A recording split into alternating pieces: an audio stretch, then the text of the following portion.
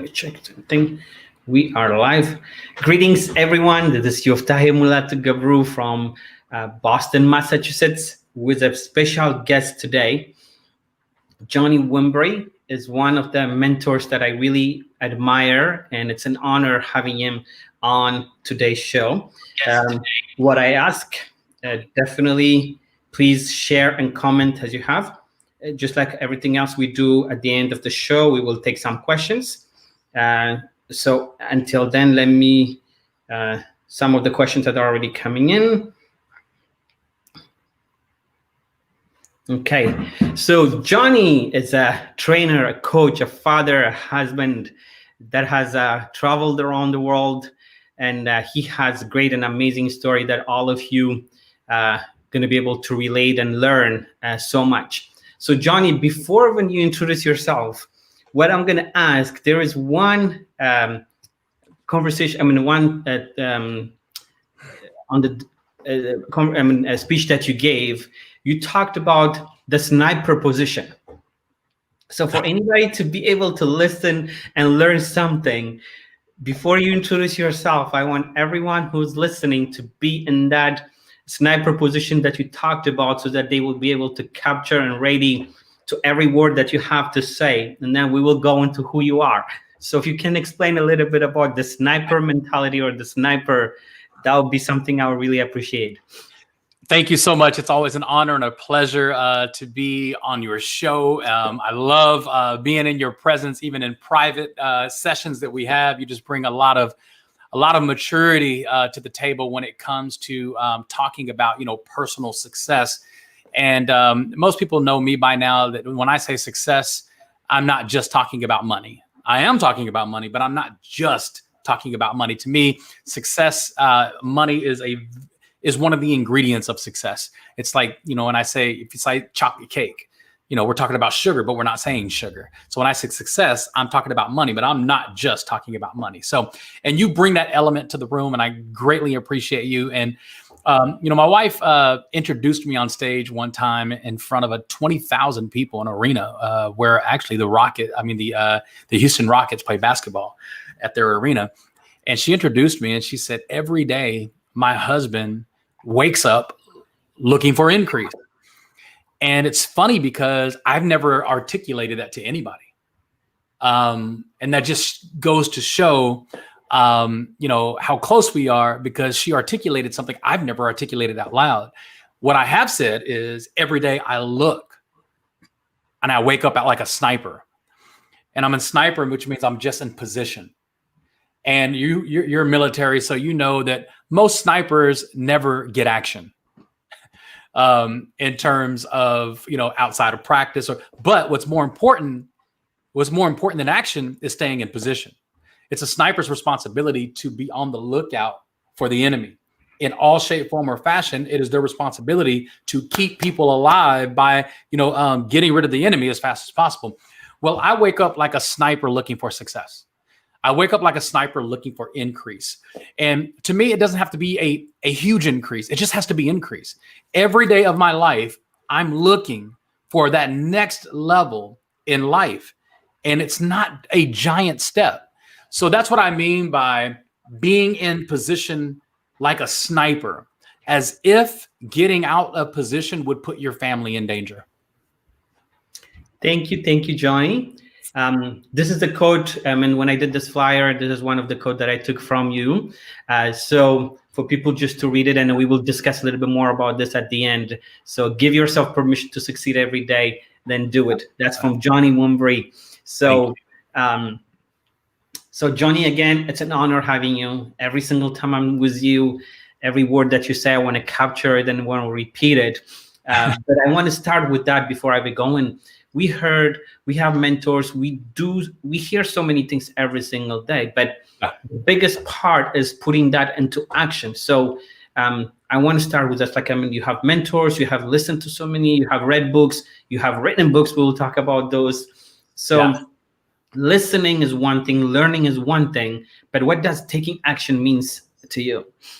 Shout out to Noah, who's watching us right now from Uganda. I'm just sending him a shout out because he should be asleep. People around the world tuning in. I love that.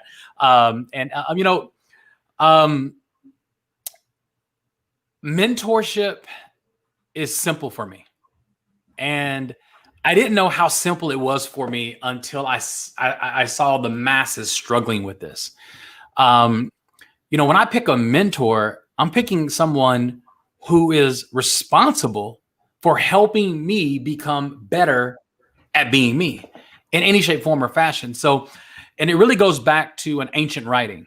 And the ancient writing says, in the multitude of counsel, there is safety. In the multitude of counsel, there is safety.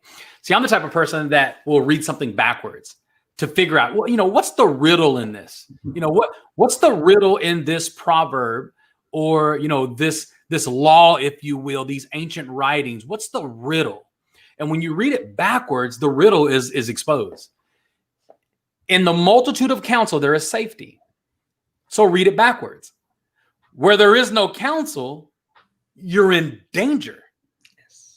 So when you think about that, having a mentor is nothing more than keeping you safe. So mentorship comes easy for me because I want to be safe. And, the book that I just wrote, Building a Millionaire Mindset, there is an entire chapter on how I choose mentors. And I've given an exercise on what people need to do to pick, to choose mentors. I would say for about 20 years in my life, actually about 25 years of my life, I have been very methodical in choosing mentors, to the point that I've never had a mentor that I've regretted. And I don't think many people can say that. And the reason I can say it is because I draw the map out how I choose mentors. Les Brown, Bishop P.D. Jakes, Steve Harvey, Holton Buggs. There's so many people in my life that I choose as my mentor. But here's the caveat. If my mentor says no, I listen, or they're not my mentor. So a mentor should be in position to tell you no. I like that. Actually, when we were in Cabo, one of the things that you said, I want to add on that mentorship, like you said, I could be in the midst and ready to shoot that basketball. And then if my mentor told me no, I'll throw back. So I want to really, if you want to say it in Johnny's word again, if you can explain that, because that stayed in my mind for so long. And that's very high level leadership, understanding mentorship, because when you understand it on that level, especially as a mentor, then you realize the accountability that you have to have on your own shoulders to protect the people that you're mentoring. So a mentor, and give an example. The example I gave is, if you play sports, if you watch sports, doesn't matter what sport it is, typically when you play sports, there's a coach on the sideline watching the game. And this coach is someone, he or she has put blood, sweat, and tears into developing you as a professional athlete or an athlete of any cause. And what a coach does from the side, whether it be football, basketball, soccer, whatever it is, they call audibles. And an audible basically is this. If I see you going up for a slam dunk, Kobe Bryant, Michael Jordan, there's so many athletes that we can name. If I see you going up for a dunk and the coach says, pass the ball, you pass the ball. It's not because you're not qualified to dunk the ball. It's not because you're not qualified to make that shot.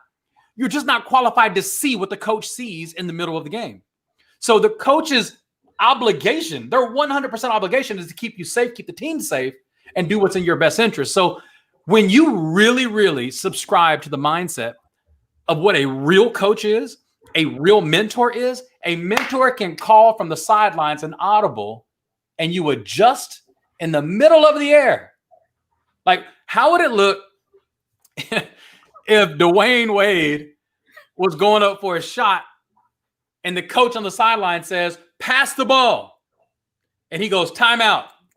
And he walks over to the sideline and he says, can you tell me why you wanted me to pass the ball? The fact that you had to go ask the question means you're not a professional. Correct. The fact that you had to go ask that question means you're not even qualified to be in the game. Why? Champions understand the voice of their mentor.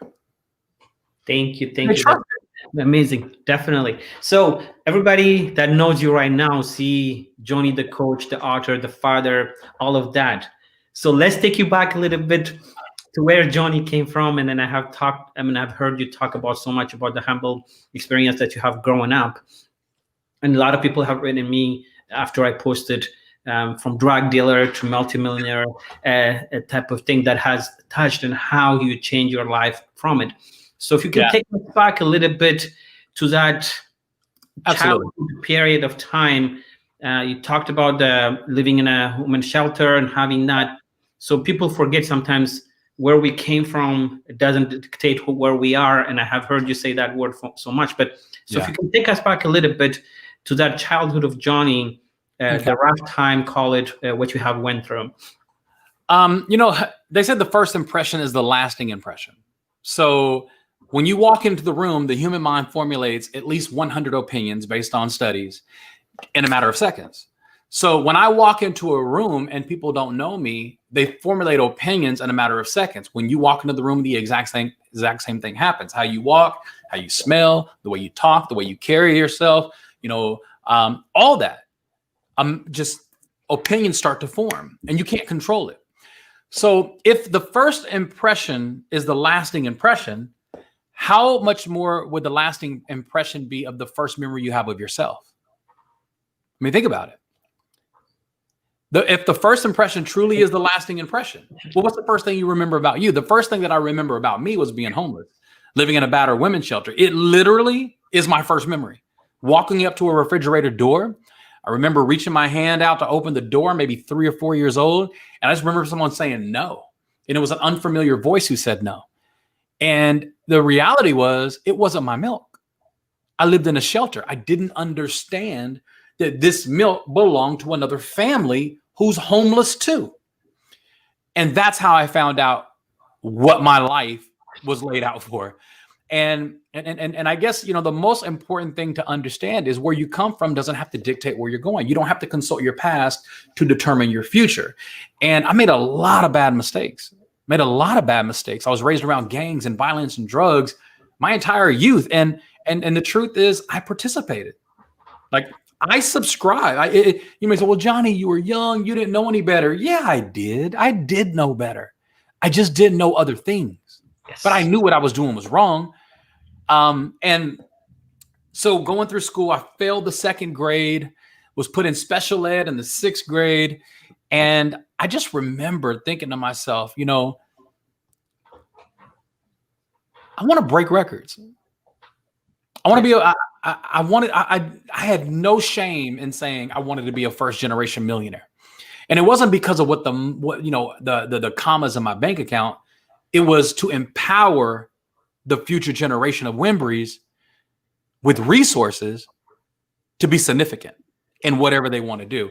So I went through a lot in life. The day that I changed my life around, really, if I was narrowed down to one day, it's actually in this book called From the Hood to Doing Good. It talks about a story. I talk about the story in the new book too in more detail. And the story is, when I was a junior in high school, I was 18 years old. I'm a year behind, so I'm 18 years old. I'm at my homeboy's funeral. I'm at the wake the night before the funeral. And the wake, in most traditions, is where family or small crowds are invited, specific to come view the body and be with the family. We went, me and my friends, and we had guns.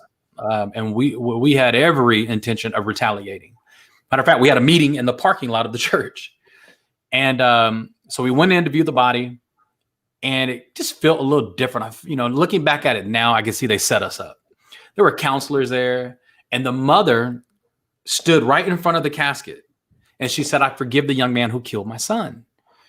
And without exaggeration, I had the absolute most mature moment in my life up to that point. And the mature moment was, well, I don't love him like that. Like, I don't love him enough to disrespect his mother's wishes. If the mother had already found forgiveness, me going to seek revenge made me feel selfish. It made me feel stupid in a sense. And I just happened to be paying attention, the right place, right time. And I was tuned into what she was saying. My friends who were sitting right next to me, every single one of them would end up going to prison. And I'm not exaggerating. Every one of them that rode with me to that wake in a car end up going to jail. Not for that situation, but something near in the future.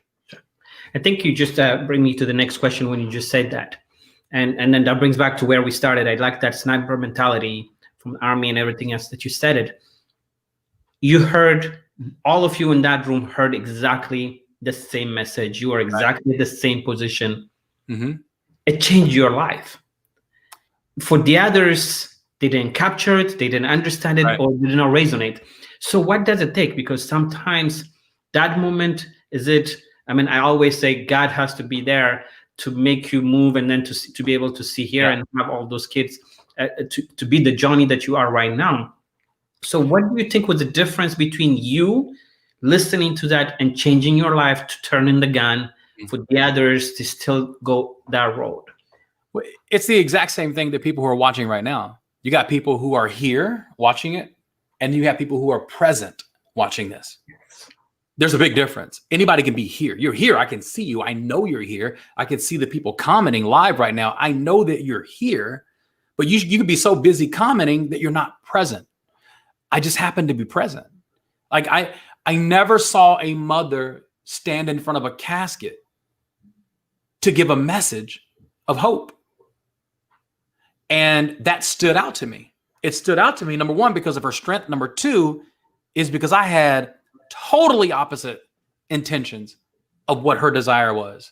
So character is big. Like, the way you're listening to me right now is building your character. The way you're not listening to me right now is building your character.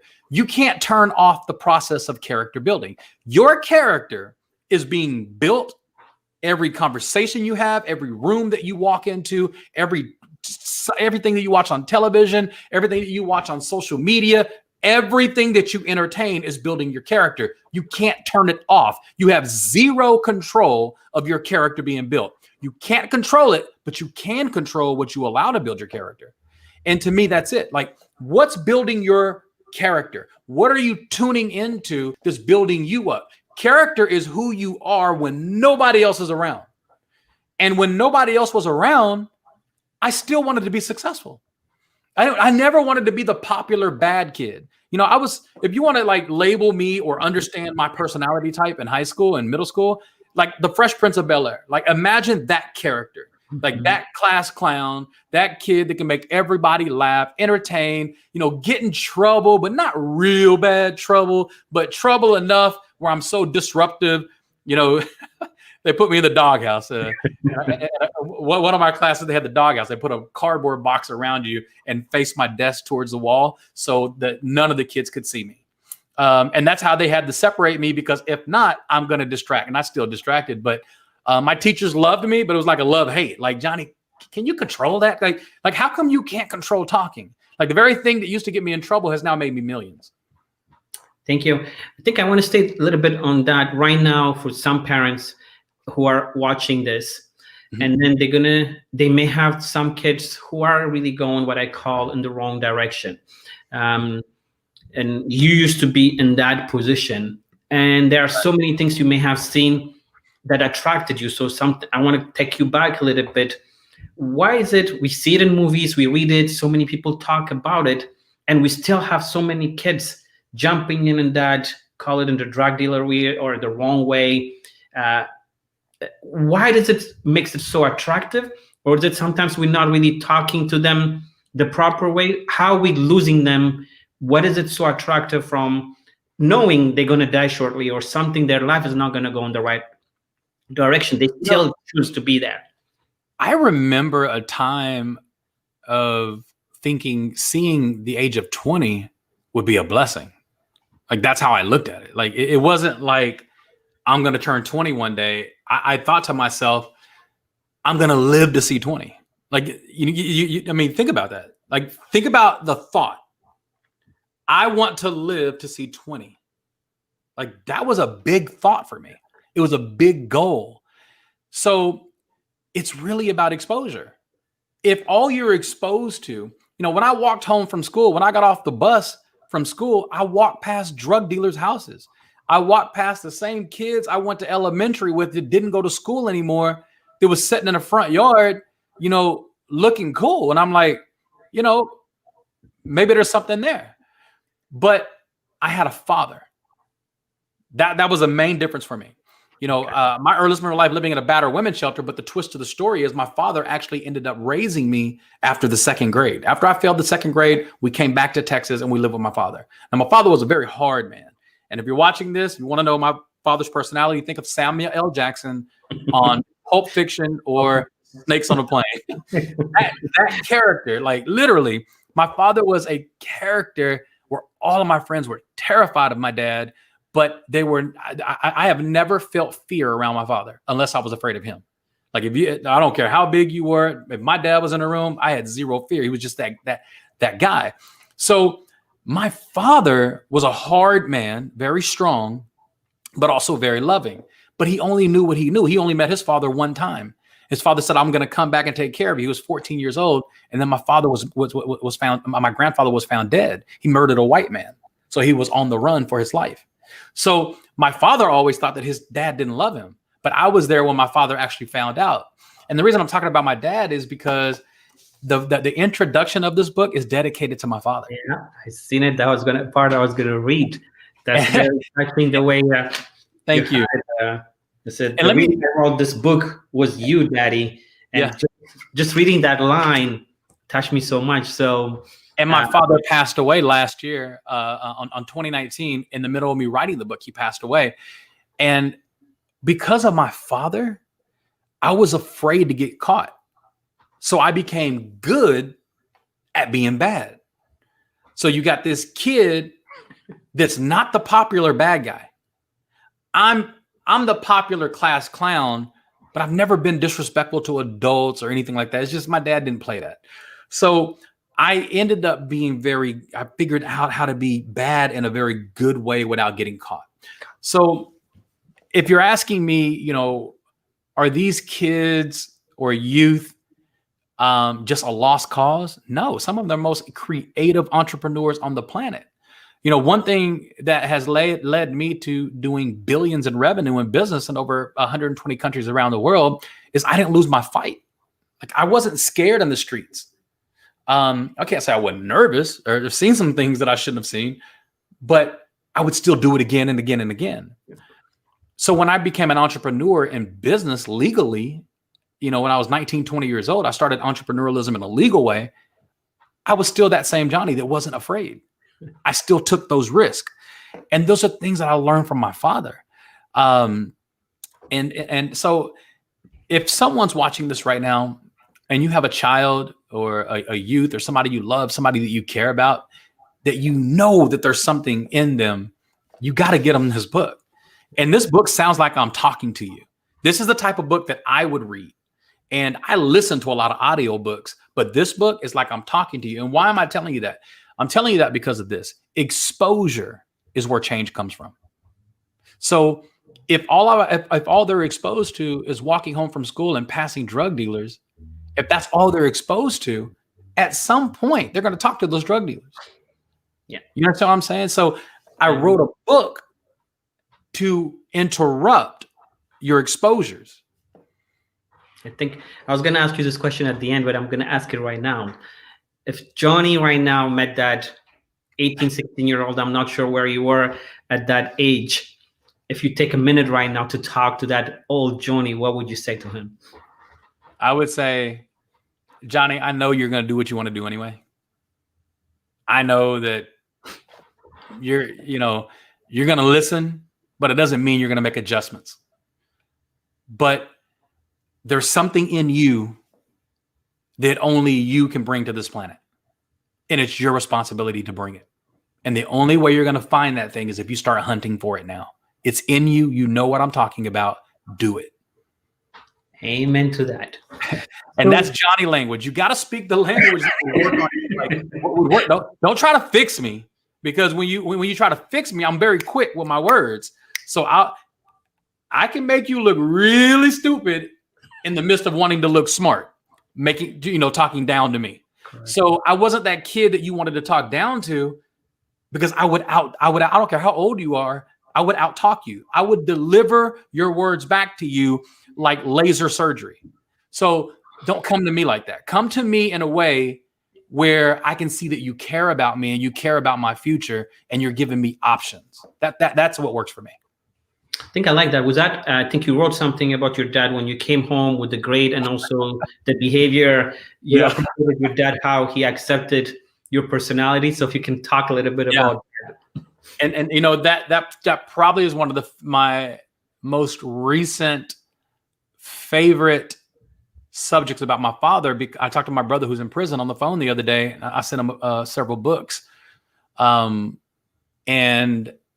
he said, it's amazing that you acknowledge that, because I'm the baby boy. And he said, I know. I said, I didn't realize that Daddy never quenched my gift. He never quenched my gift. And I would bring my report card home, and my dad, playing dominoes in the front yard with his friends. He's a trash man. So, he's a sanitation guy. He called himself a trash man. So I'm calling him, he's a trash man. He was a trash man. And so they got off early. Trash men are done working before noon. He wakes up at 4 a.m., 3 a.m. He's done working before noon. So every day when I got home from school, he was at home, and my dad would pop up at school.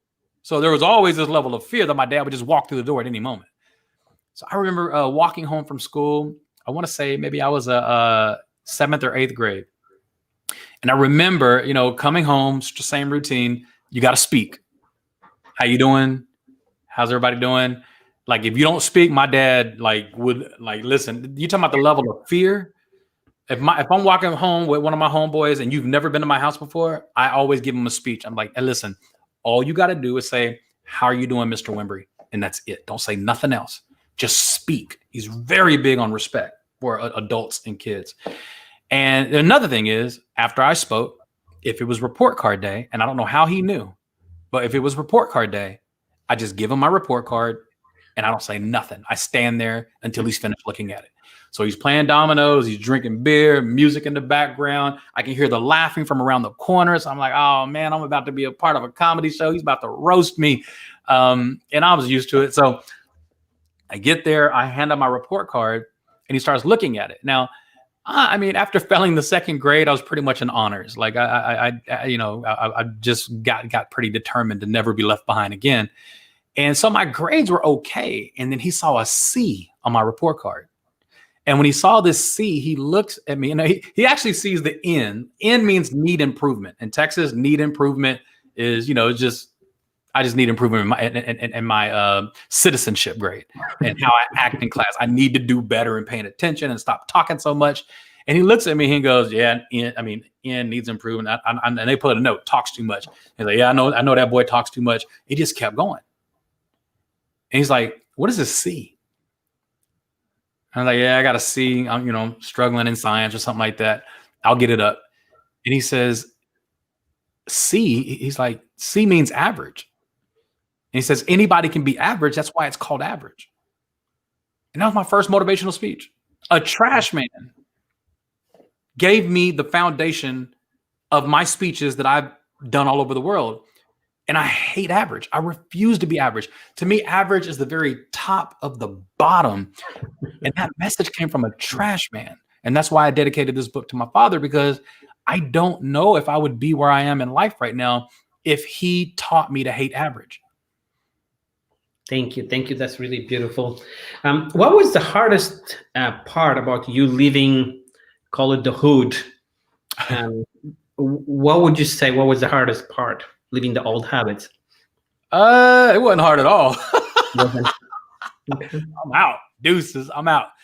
Because my family still lives there. So I didn't feel like I was leaving the hood. I just felt like the hood now I have access to it anytime I want.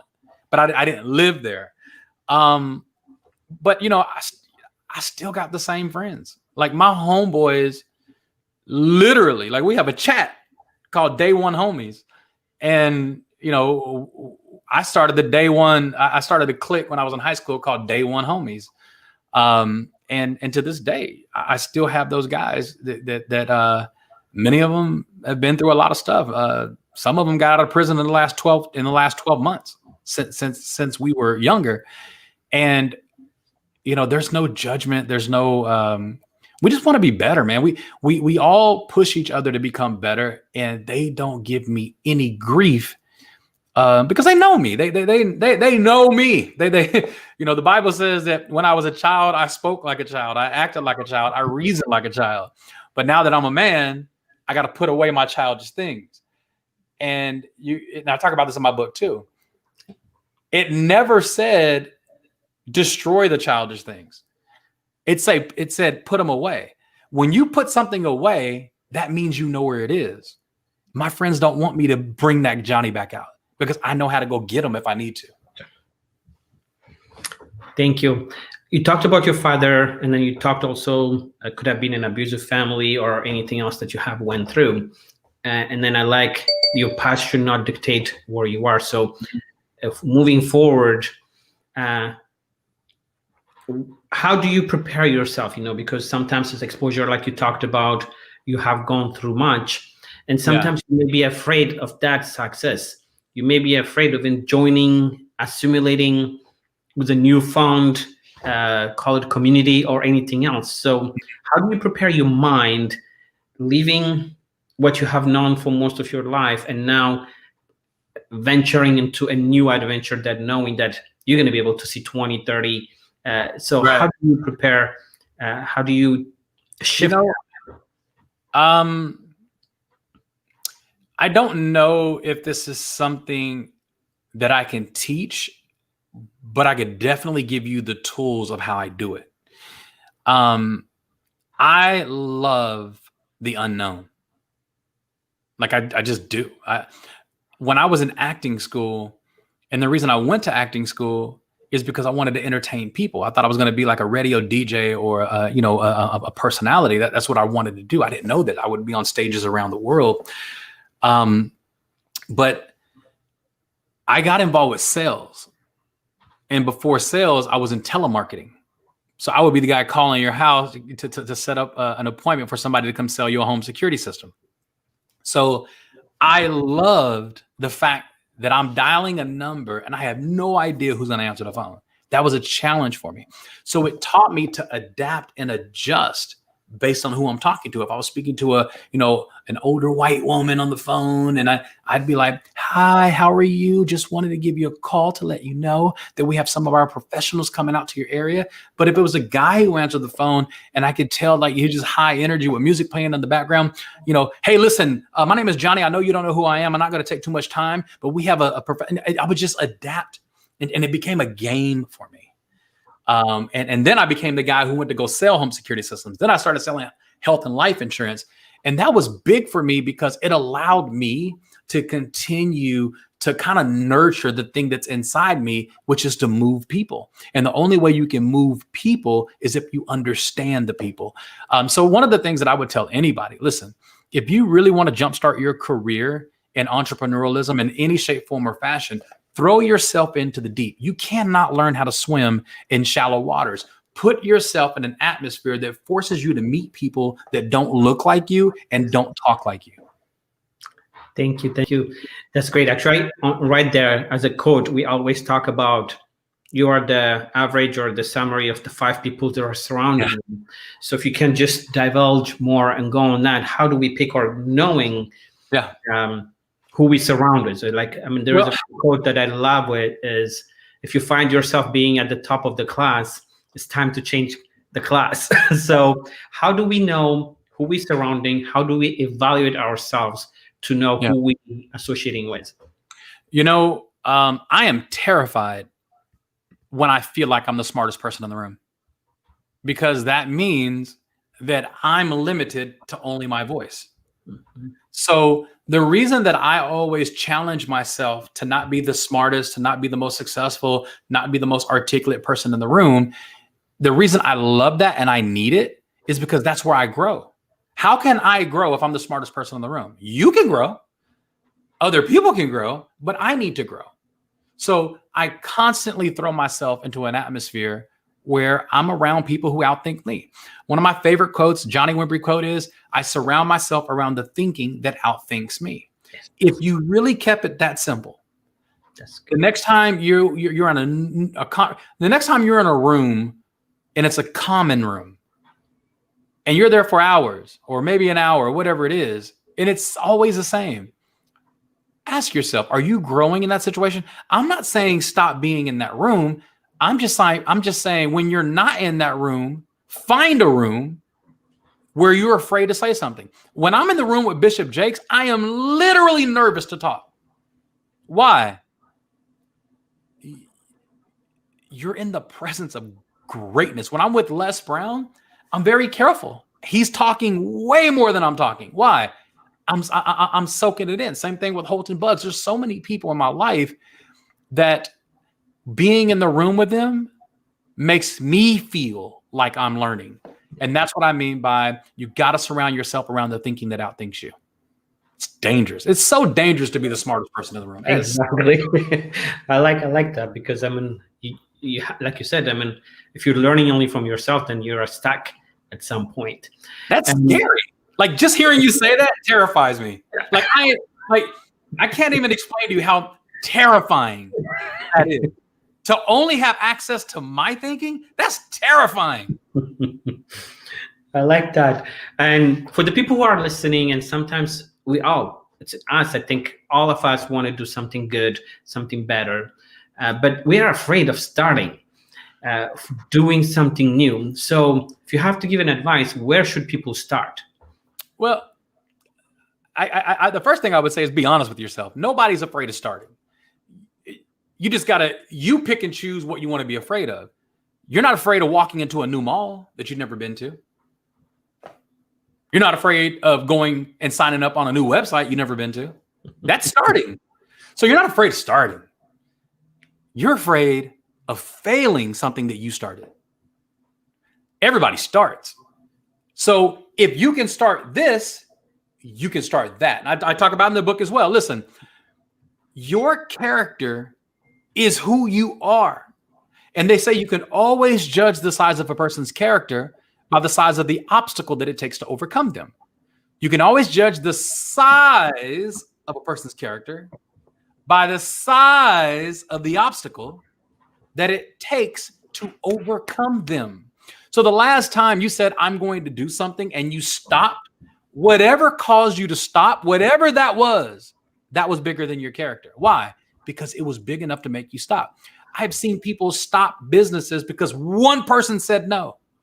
I've seen people give up on something great because somebody else's voice became their reality. And the bottom line is this: if they're gonna talk about you, they might as well talk about you doing something, not doing nothing. Right. So just get started. When, where, and how is none of your business. It's only your business to get started. Amen. Amen to that. So I have seen you in so many places. You're a coach, you're a father, you are a speaker. You're a motivator. In so many places that I see Johnny is bringing value to so many people. And then you are very gracious also in what you give. So how do you do it? I think for me, when I look at it, time management, balancing family life. So how does Johnny does it? What's your secret? And you know this, and you don't even know you know it, but you know it. I don't plan things very far out. It's like, hey, Johnny, can you do the show? Yeah, let's do it tomorrow. And here's why. I don't like having to reschedule with people. And with my life, the way my life goes, the way I like my life to be, I would constantly be rescheduling with people because I like to do whatever I want to do whenever I want to do it. Now, if I have a contract and I'm speaking in Nazareth and I've got to be there, like I'm going to be there. If I sign a contract and I say I'm going to do something and it has to do it, and you're paying me to come, I'm coming if it's 6 months out. But I take pride in taking my kids to school in the morning. I take pride in, surprising my family and just jumping up and go. And that's a life that I orchestrated by design. So how do I balance it? I balance it. And I talk about it in the book too. Listen, I make money. Money doesn't make me. I make success. Success doesn't make me. I make the atmosphere that I live in. The atmosphere that I live in doesn't make me. There's nothing in my closet. There's nothing in my garage. There's nothing on my wrist. There's nothing in my bank account that makes me. Nothing. I make me, and that's why I make it. So that's kind of the foundation of how I monitor my life. And I take pride in that. Now, that does make a lot of people upset, especially people who are organizers. So I have a team that people who organize me because I just need that in my life. So I have weaknesses and I have strengths, but one of my strengths is being me. Yeah. Hallelujah to that. I mean, you just brought me to another speech that you gave when you talked about the watch and everything else. Investing in ourselves. Sometimes we forget. We may buy the cars, we may buy so many other things, the house, or go on and spend on other things, but we forget when it comes to ourselves. I think on the talk that you did, I think you said, I spent $10,000 for my own development, and then you could take everything away, but that within me, you cannot take. Yeah. So for people who don't understand, what does it mean investing on yourself? You know, at this point in my life, I've spent multiple six figures on personal development. That's including marriage seminars, speaking classes and seminars, just so much. And I've been in events around the world, like from Nice and in south of France. Just I have literally been under the tutelage of a personal development for decades. So you're talking about hundreds of thousands of dollars that I've invested into me. And why is that important? You could take everything from me. I can lose everything, but you can't take this. Jim Rohn said, when a man or a woman empties their pocketbook into their head, into their brain, into their personality, into who they are, that's the most valuable bank account that you can have, because you can get it again and again and again and again. Who I am from the inside out, no one can take it from me unless I give it to them. That's good. I love that. If you have to define Johnny, if you say, who's Johnny, how would you describe Johnny? Man, character-wise, if you really like character-wise, I'm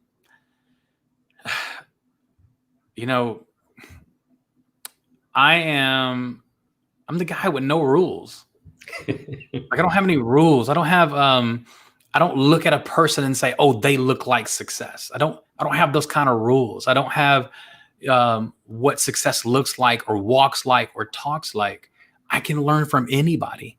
So my personality is, I love to learn from people. And that makes me open. So I love being around people. I love being in the room and nobody knows who I am. So I can watch and I can listen and I can observe. But, I'm the fun guy.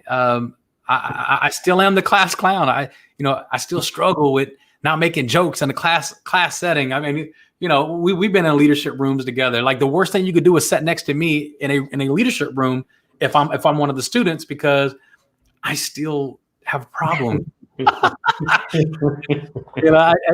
I'm just a fun guy. I love having fun. I love living life, in the now. But personality wise, and I always, if there's three people I can play dominoes with or play cards with, T.I., the rapper T.I., Dave Chappelle, and Kevin Hart. Those three individuals I would love to be in the same room with, just to hear them talk and just talk crap with them and have some fun. But if you ever study these individuals as entrepreneurs, as personalities, it's kind of like who I am. And I can't say what they say and get away with what they say because I'm a motivational speaker. But the truth is, to me, they're legends. They're legends, and they are so entrepreneurial. Thank you. I want to bring you back. To one of the things that you said that changed your life was about the mother forgiving at the funeral of your friend. And then another thing, and I really love the way you talk about it. You talk about your wife, Crystal, how much she changed your life. I had the honor of having her on my show. I met your wife, and she's an amazing woman. So for me, I love the way you are as a husband and as a father. So the way you described your kids, the way the relationship that you have. So that brings me, even give me so much respect to you, not just at that multimillionaire coach, but so what does it mean? So if you can take the moment, what does it mean? Because sometimes people forget in success how to be a father or how to be a husband. So in all busyness and everything that you do, how do you balance that husband? How do you balance being that father? I think when you know your most important role, you master it. The absolute most important role of my life is being a husband and a father. There's no greater role that I play. I mean, I would be a hypocrite if my role was to be on the road speaking more than it was to be at home with my family, and maybe they're traveling around the world with me as well. But they are my 100% first priority in terms of doing what God has called me to do, which is to produce, provide, and protect. Those are my 3 Ps. I'm always producing, I'm always providing, I'm always protecting. And, my wife, I actually met her at the funeral. She was sitting like 4 seats down from me the next day. Now, this is the day after I gave my gun to a preacher. So that day at the funeral, there were some girls at the church, and I'm like, well, who are these girls? I don't know them. Like, how did Mookie know? That's my homeboy who was murdered. And they ended up coming back to the house where the counselors were. And that's how I met Crystal. So Crystal was a major piece into developing who I am today. Like, I found a reason to live. I found a reason to beat the odds. I mean, remember, before I met her, living to 20 was a goal. After I met her, providing for her was my goal. Like, building her into whatever she wanted in life became my goal. And I put her through her last year in college. I paid off all of her credit card bills when I was like 22 years old. Like, I was already in a position of thinking, we're a team. And if I can't get her right, I dang sure ain't going to be able to get anybody else right. So my goal was to get her out of debt, to make her debt my debt. And I've always been like that. The day I asked my wife to marry me, I sat down and I wrote down every one of her bills, and I knew exactly the amount of money I needed to make on a monthly basis where she would never have to work. Now, I wanted her to work, but just in case she didn't want to, I knew the number of what I needed to make. That was me being responsible. I see so many people put energy into things that will never, ever go generational. Like, Johnny, how do I build a social media account where I have millions of followers? Why? So they can like what you say? Did you know you cannot inherit a like? Like, your children will never benefit from that. They will benefit from your entrepreneurial skills, but you wanting likes, like, we live in a world today that has never existed. I want to like Johnny. I want Johnny to like Johnny more than anybody else. And if I like Johnny, then the whole world benefits from it because I like myself. I love that. One of the things that you talk in your book, it's like about legacy. That you were talking not only to the people present and past, you were talking to the Wimbreys that are not even born yet. Yeah. So what does legacy means? Because I really love that part. If I can find it and then read it.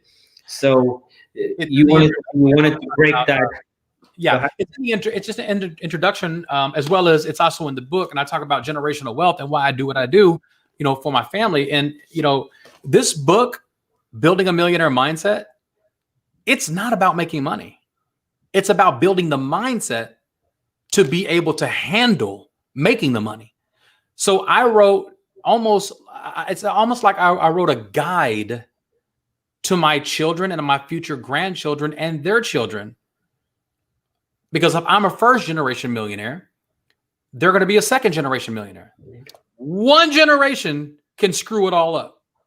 One generation can take us back. Like, I'm just a few generations out of slavery on my father's side.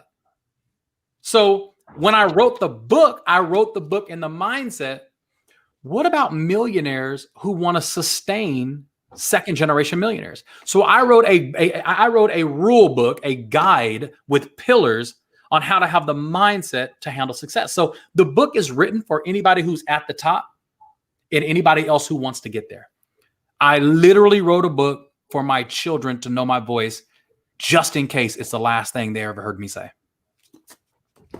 I love that. I highly, highly recommend it. Everyone has to get this book and get it. I want to ask you, COVID-20 or even the whole thing, America, not just America, the whole world has been touched, collapsed in so many ways. There are so many businesses that have been closed and will be closed in the coming months, year. And I'm seeing coaches online, everybody's trying to redefine themselves, find themselves, and really to try to figure out who they are. They have worked so hard for the last 20 years, 30 years, and then this came in and just boom, crushed them at some point. So for someone like me or you, or just looking at it, you try to follow someone who has it figured out or whatever. So what do you think the answer is during this time, the difficulty, or who do you think is going to be able to figure where we are right now and come up with that tool or guidance? So where should we focus, or what should we find really within ourselves, would you say? Well, I got good news and I got bad news. The good news is, for those individuals who have subscribed to personal development for like the last 10 years, those people are doing better than the people who've not subscribed to personal development. Personal development is a prevention. It's information for prevention. I used to sell home security systems. And I sold health and life insurance. Guess when most people wanted to buy a home security system? After they were broken into, or their neighbors were broken into. That's true. A home security system is designed to prevent the break-in. Personal development is designed to prevent hitting the floor when things go wrong. So learning personal development is for the future. People who are learning personal development so they can use it today, it's possible. But man, if you just would have got that home security system 2 years ago, yeah, COVID wouldn't have broke you. It wouldn't have broken you. Now listen, did I take a hit? Yes, I took a hit. I teach entrepreneurialism from anywhere in the world. So when COVID hit, my mind immediately said, I need to show people how to make money from home right now. And because of my business and my association and helping people start businesses, I saw individuals make more money in the first 90 days of COVID, like February to April. I've seen people make more money than those months, the worst months on record up until that time, than they have ever made in their life. But I made it a mission of mine to interrupt what was going on in society and have people who were at home. For the first time, the entire world is being told, stay home and stay safe. So if you're staying home and you're staying safe, I teach people how to start home-based businesses. So I used that in my favor, and my team exploded. So here's the deal. Les Brown says this: when things go wrong, you don't go with them. COVID was wrong. Yeah. Shutting down the restaurants, for people who own restaurants, that was wrong to them. People who need to fly, they're pilots, it was so wrong for these people. But you can't go with it. When things go wrong, the worst thing you could do is go with it. So if you're listening to me right now, you can make money from home right now. Right? People, you're not going to believe this when I tell you this. I know a jeweler. I know somebody who goes to a jeweler, a famous jeweler, and they get Rolexes and, aftermarket stuff, and they bling it out. And some of these times, like grills, like grills with diamonds and gold. And I was in Miami earlier this year, and one of my friends said he went into a jeweler because he buys watches and he thought he was going to be able to get a deal. And he's like, man, we can't keep the stuff on the counter right now. We can't keep it. He's like, people are spending their stimulus checks on grills. So they were selling things not even at regular price, 20% above the market value. Why? The demand was so strong because all these people were getting stimulus checks. Why? A stimulus to some people is looking in the mirror and seeing gold. Those same checks could have been used to start a home-based business. Yeah. Those same stimulus checks that you could have used to stimulate finances in your life, in your family, in your children's life that don't even exist yet. I have shown people how to use $1,000 to make over $100,000 in the last 18 months. How? Stimulating yourself, not worried about stimulating other people's thoughts about you. Sorry, I love that. Thank you. There is this quote. I'm not sure who said it, but adversity can make you or break you. Yeah. So, I mean, sometimes we have this tendency of thinking, we look at successful people and we think like, oh, they achieved great things because they got it from their parents, or the road was easy. But we're forgetting every one of us have a giant that we are battling every single day. So if you can maybe expand a little bit more on it to understand what success is, and at the same time, adversity can make you or break you, what Absolutely. That means to you. So William Ward, who was a writer and a professor, he said, adversity causes some people to break, and it causes others to become record breakers. And to me, it made me think of Martin Luther King, Gandhi, Mother Teresa, Jesus Christ. I started thinking of characters that had every reason to break and give up and fold and just walk away. And so it's just not worth it. It's not, I can go live a normal life. This is not worth it. But for some reason, instead of breaking, they broke records. I've just subscribed myself to the mindset that if somebody's going to break a record, it might as well be me. Exactly. If somebody's going to wake up today and break a new record in their family line, in their family lineage, it might as well be me.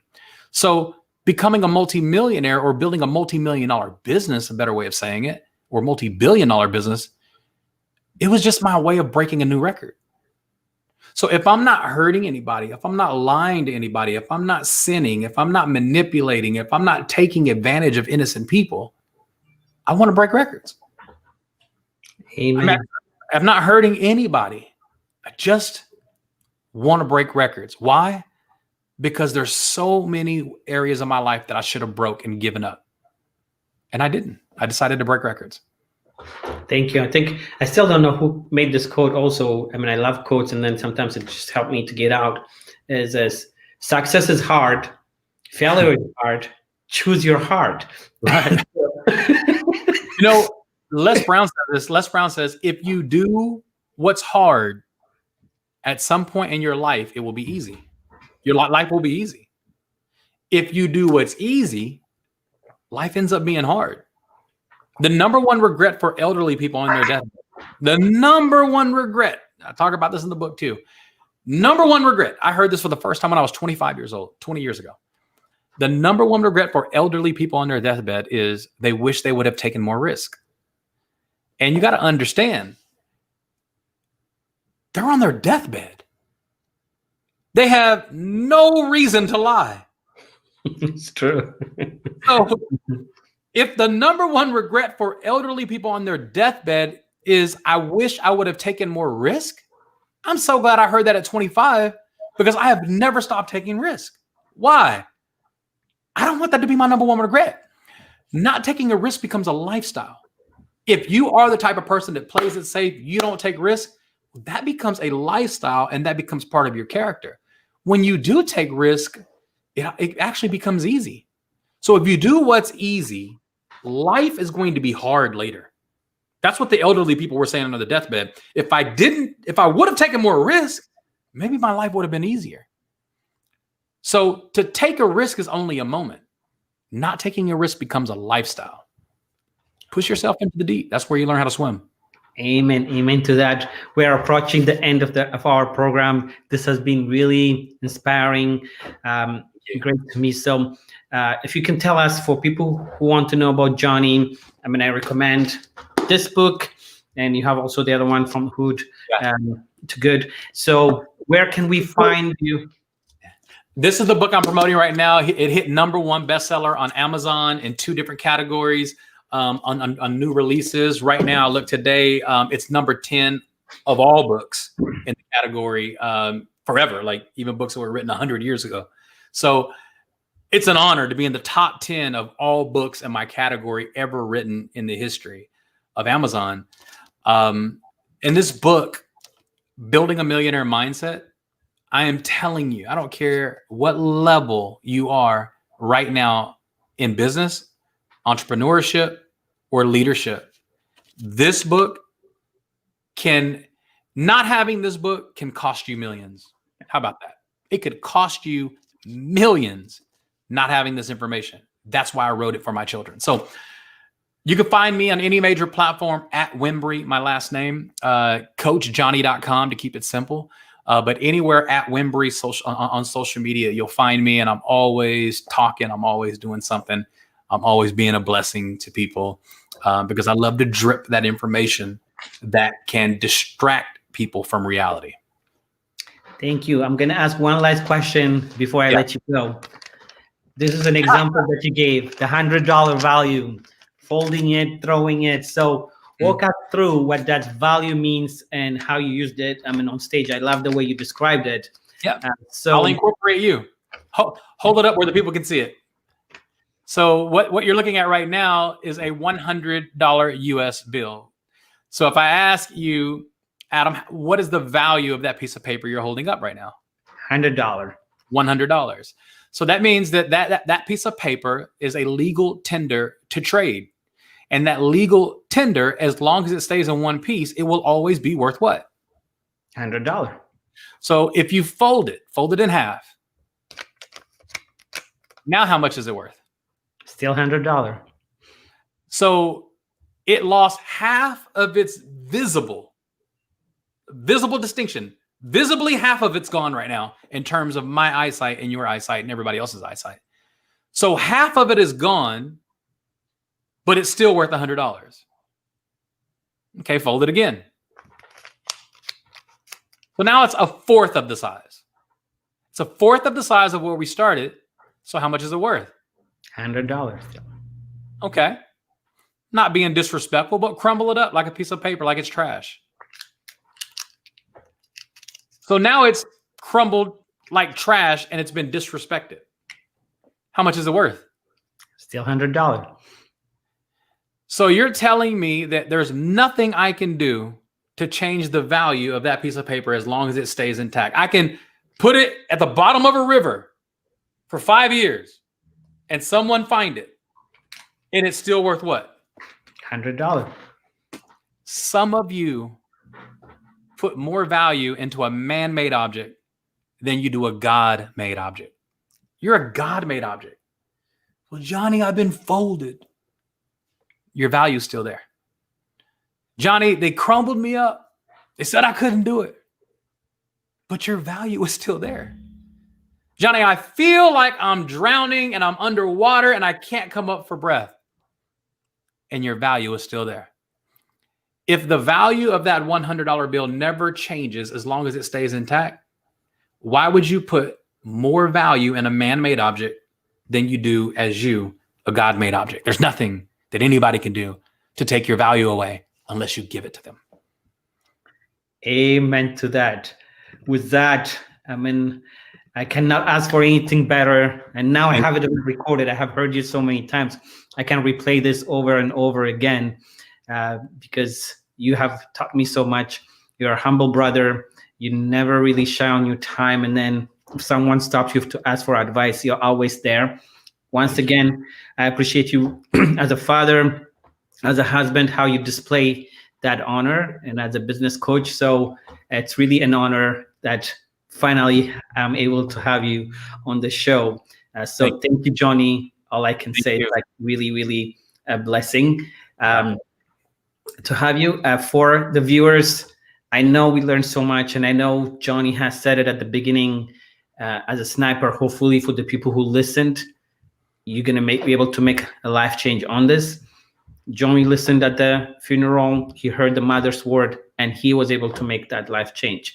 You heard so many valuable from Johnny today. Please listen and try to use one out of everything that he said tonight. If you used to apply one, it's not about only listening, but taking action. So Thank you. I really appreciate your blessing. For the viewers, thank you very much for commenting, for being here. This Saturday is going to be a program on Amharic.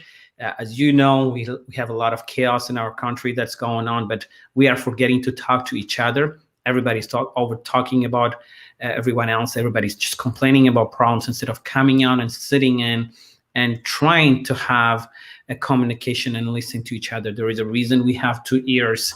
Listen instead of just over talking, and then understanding the value of each other's that we have. We're all created in God's value, so we have to be able to listen. So the book is going to be about how to talk to each other and how to make that peace that there is. ከመደነጋገር መነጋገር በሚል ፕሮግራም ላይ ነው። ቅዳሜ 12 noon Eastern time ሁላችሁም ተገናኝታችሁ ከፕሮፌሰር መስፍን አራያ እና ከዶክተር ሳሚ ጋር እስከምንገናኝ ድረስ ሰላም ቆዩልኝ እላለሁ። Once again, brother, thank you very much for this time. It's an honor. Hopefully one day we're going to have you back again. And the book, like I said, once again, everyone needs to get it. Like he said, it's not about just making money, but it's about changing your life. So many things that we can learn from it. And then I love the way you honor your parents, your kids. And then, like I said, I'm going to say it over and over again. Johnny talking to the future Wimbreys that were not even born. This book is going to be there as his voice. So once again, everyone, I wish you a blessed night. Johnny, until we meet next time, once again, thank you very much, brother. God bless you guys. Thank you so much.